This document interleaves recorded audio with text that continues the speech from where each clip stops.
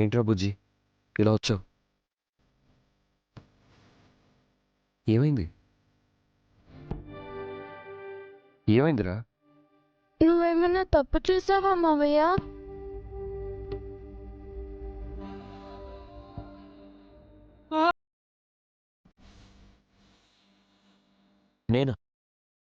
నేనేం తప్పు చేశానురా? అయినా ఎందుకు అలా అడిగావు? మరైతే ఇంట్లో వాళ్ళందరూ ఎందుకు నీ మీద అంత కోపంగా ఉన్నారు? నిన్నెందుకు తిడుతున్నారు?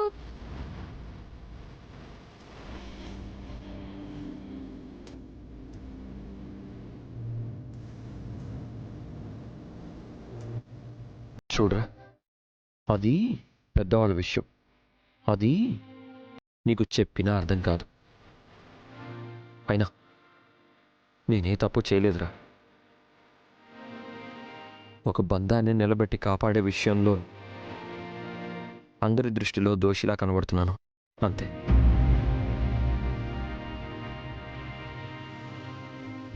మావయ్య, నిజంగానే నాకేం అర్థం కాలేదు.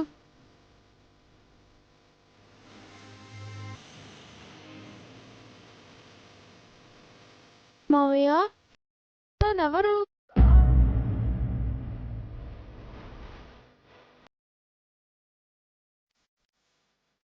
తను నీకు అర్థం అవుతుంది.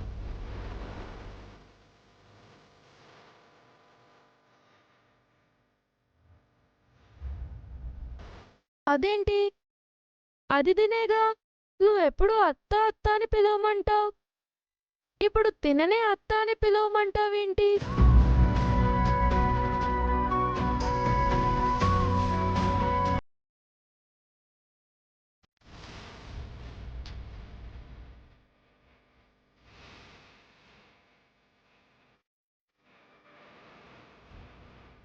నువ్వు నాకు నిజంగానే అత్త అవుతావా?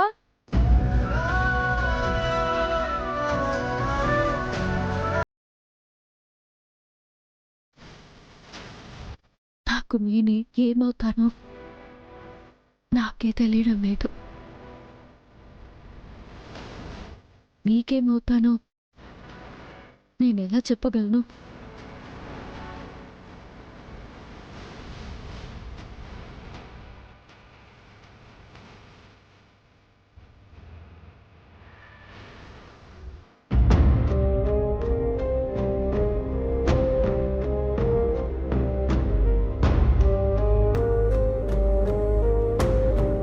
నిన్నటి నుంచి నన్ను ఎవరూ పట్టించుకోలేదు.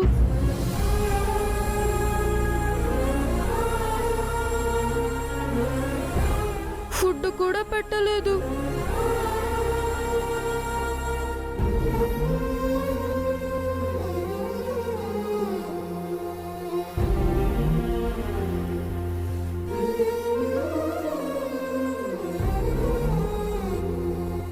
చాలా ఆకలిగా ఉందత్తా.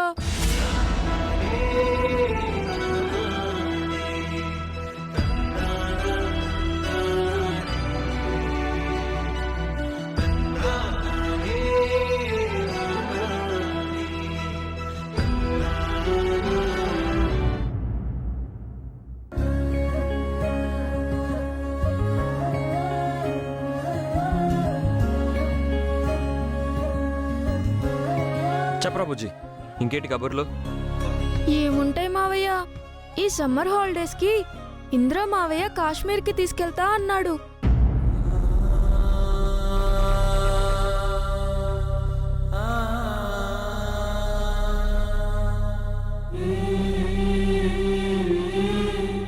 మావయ్య రాలేదు.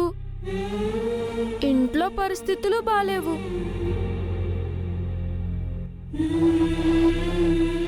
సర్లే, వీలు చూసుకొని నేనే తీసుకెళ్తాను. నువ్వు ఇంకోసారి ఇంట్లో కాశ్మీర్ టాపిక్ మాట్లాడుకో, ఓకేనా? మాట్లాడితే ఏమవుతుంది మావయ్య?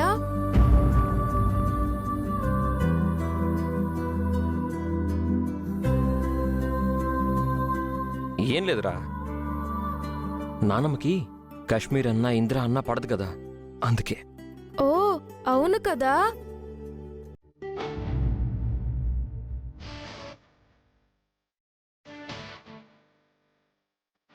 బుజ్జి హాయ్ థ్యాంక్స్ అత్త.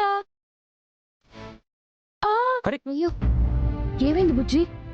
నిన్న క్రికెట్ ఆడినప్పుడు కింద పడి చేయి గీసుకుపోయింది.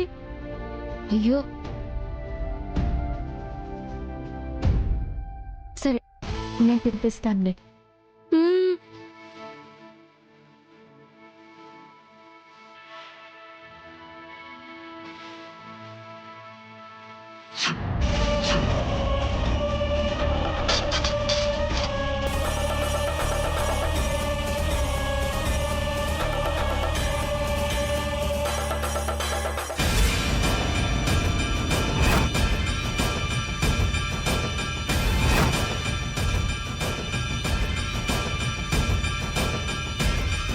ఎంత ధైర్యం ఉంటే నా మనవడికి టిఫిన్ పెడతావే నువ్వు? నానమ్మ, అది వాడికి ఆకలి అంటే ఆకలి అంటే అలాగా దాంతో పెట్టిస్తావా? ఏయ్, నువ్వేంట్రా దానిమైలో పడ్డావు? అలా అందరినీ దానికి దాసోహం చేయాలనుకుంటున్నావా?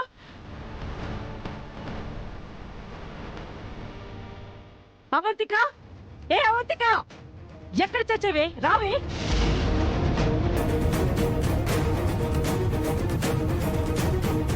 ఏమే, నీ కొడుకు నువ్వు తిండి పెట్టలేవా? పరాయి వాళ్ళు పెడుతుంటే ఇంట్లో నువ్వేం చేస్తున్నావు? గాడిదలు కాస్తున్నావా?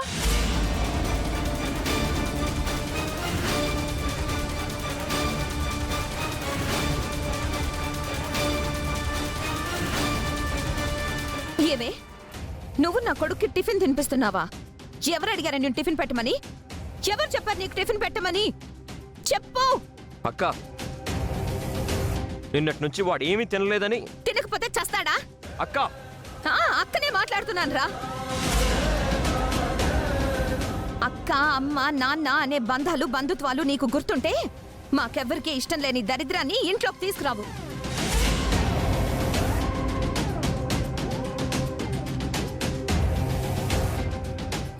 ఆయన మనందరితో మీ తమ్ముడికి ఏం పనిలే అవంతిక. ఆయన గారికి ఆవిడ గారుంటే చాలు.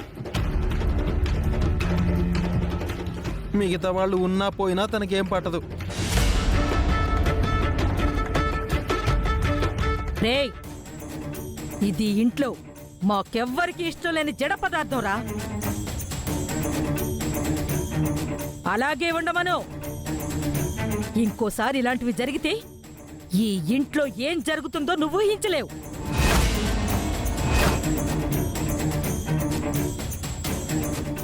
ఎరా, ఆకలేస్తే అమ్మ నేను ఒకదాన్ని చచ్చాను కదా, అడుక్కోడానికి నీకు ఇదే దొరికిందా?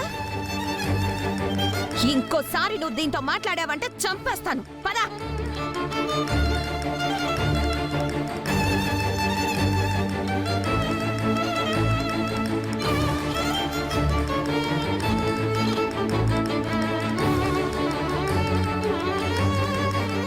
ఏరా, ఇంట్లో చావకుండా ఎక్కడ చచ్చావు? అమ్మా, అది కూరగాయలు తీసుకురావడానికి వెళ్ళానమ్మా. వంటింట్లోకి బొద్దింక దూరింది.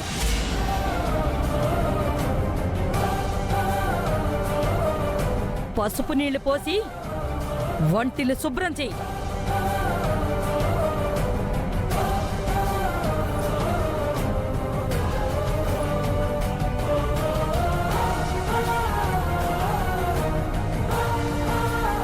ఏం జరిగిందమ్మా? ఇంటికి పట్టిన దెయ్యం ఇంట్లో అందర్నీ ఆవహించాలని చూస్తుంది.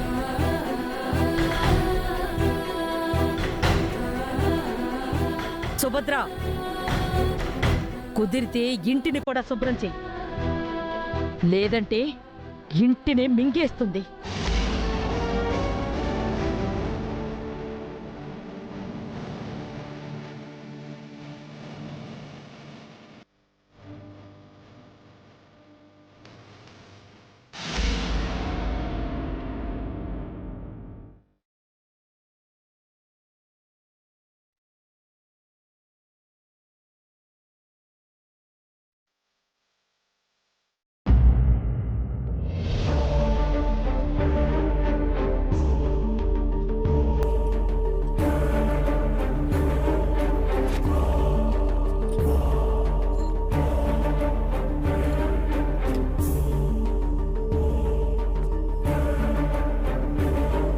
యామిని, నా మాట విను. ఇప్పుడు ఇవన్నీ అవసరమా? ఎప్పుడు ఇంకెప్పుడు చూడండి, దెబ్బ తగిలినప్పుడు రెండే చేయాలి. చేతనైతే కొట్టిన వాడిని తిరిగి కొట్టాలి. చేత కాకపోతే తగిలిన దెబ్బకి మందు రాసుకుని మూసుకుని కూర్చోవాలి.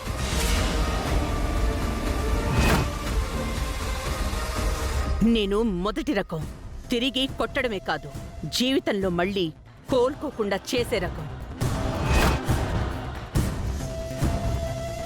తప్పు చేసి నా కూతురికి అన్యాయం చేసిందే కాకుండా నా కూతురి మీదే చెయ్యెత్తుతాడా? నమస్కారం అండి. నమస్తే. ఏదో అర్జెంటుగా రమ్మన్నారు. అవును, మొన్న కళ్యాణ మండపంలో ఏం జరిగిందో మీకు తెలుసు కదా? తెలియడం ఏంటండి, కల్లారా చూసాం కూడా. నా కూతురికి జరిగిన అన్యాయానికి నాకు న్యాయం కావాలి.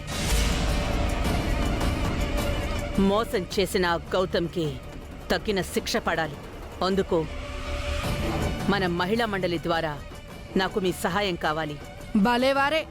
నిజానికి ఆ గౌతమ్ చేసిన పనికి మండపంలోనే అతన్ని నిలువున కడిగేద్దామనుకున్నాం. కానీ అది మీ కుటుంబం విషయం కదా అని ఊరుకున్నాం. అసలు వాళ్ళు మా కుటుంబం ఏంటంటే?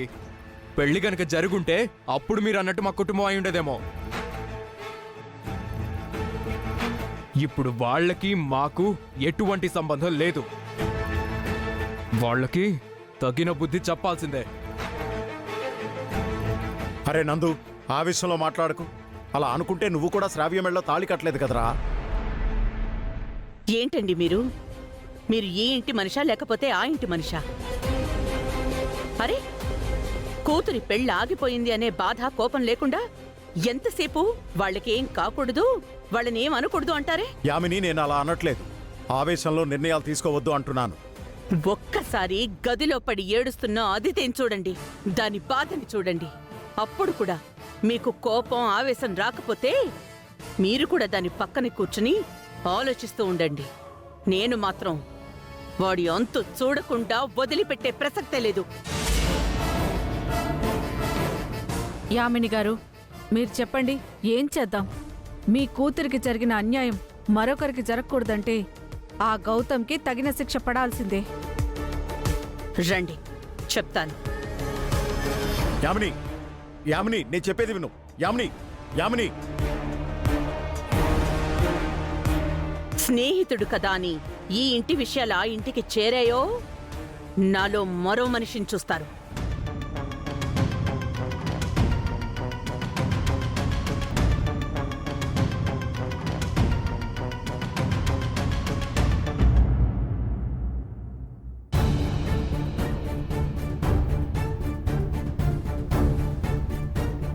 నిన్నటి నుంచి వాడు ఏమీ తినలేదని. తినకపోతే చస్తాడా?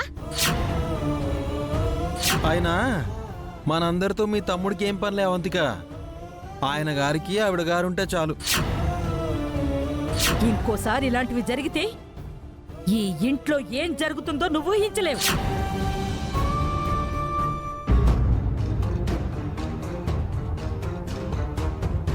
Sir, tiffin sir. వద్దు, ఏమండి, ఎక్కడికి వెళ్తున్నారు? కాశ్మీర్కి.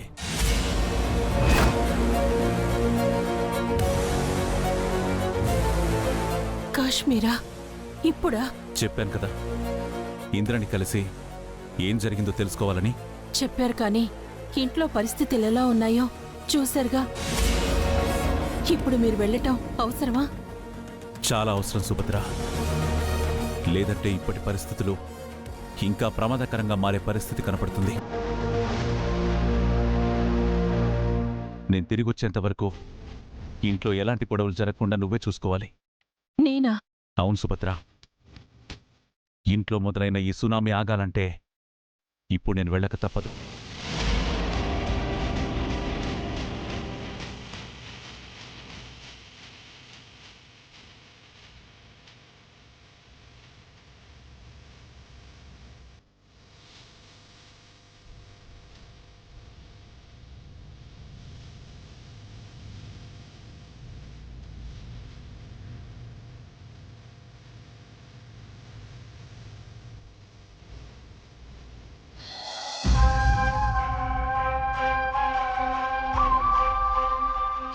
ఎంత ధైర్యం ఉంటే నా మనవడికి టిఫిన్ పెడతావే నువ్వు? నానమ్మా అది వాడికి ఆకలి అంటే ఆకలి అంటే అలాగా దాంతో పెట్టిస్తావా?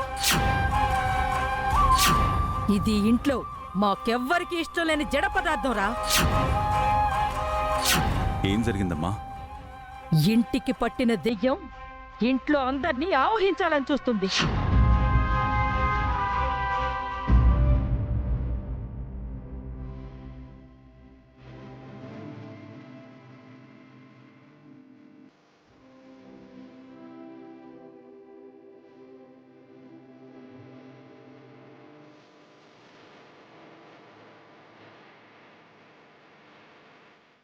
నా వల్లేగా జేజీ అమ్మా నిన్ను తిట్టారు.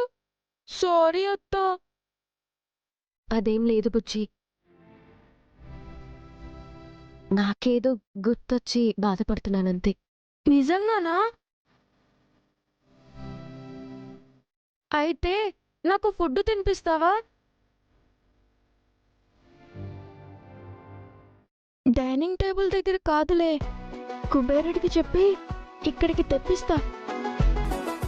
ఎంచక్కా ఇద్దరం కలిసి తిందాం. వాళ్ళు నీతో గొడవైతే పడ్డారు కానీ నా ఆకలి గురించి ఎవ్వరూ పట్టించుకోలేదు.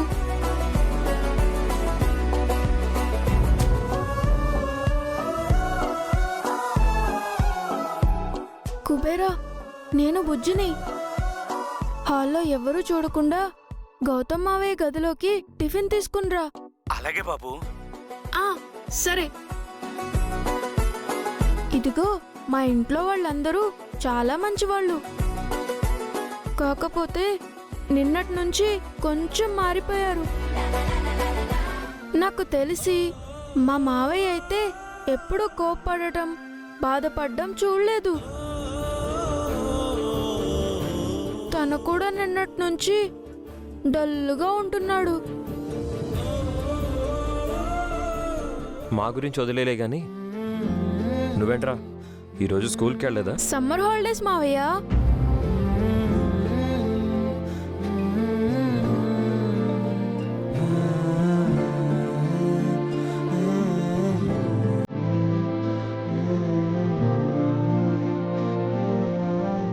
తినిపించొద్దా?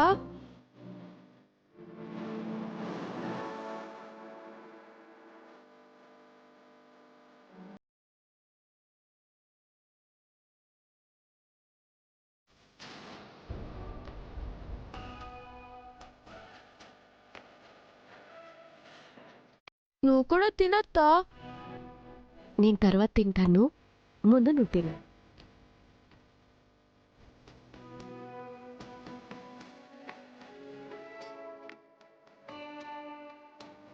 ఇంకా చాలత్తా. ఇది ఆఖరి ముద్ద, తిను.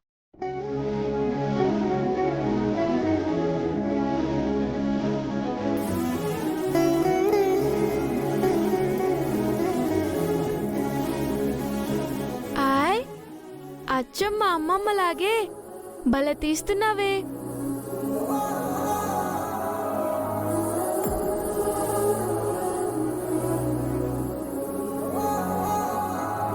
కుబేరా, అమ్మ వాళ్ళు ఏం చేస్తున్నారు? అమ్మగారు హాల్లో ఉన్నారండి. సారేమో కాశ్మీర్కి బయలుదేరారండి.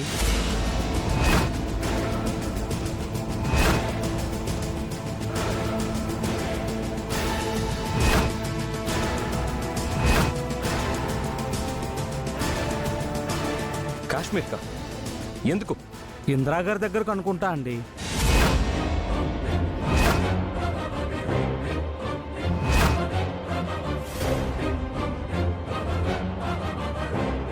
నాన్న ఇప్పుడు కాశ్మీర్కి వెళ్తే ఇందులో చనిపోయిన విషయం తెలుస్తుంది.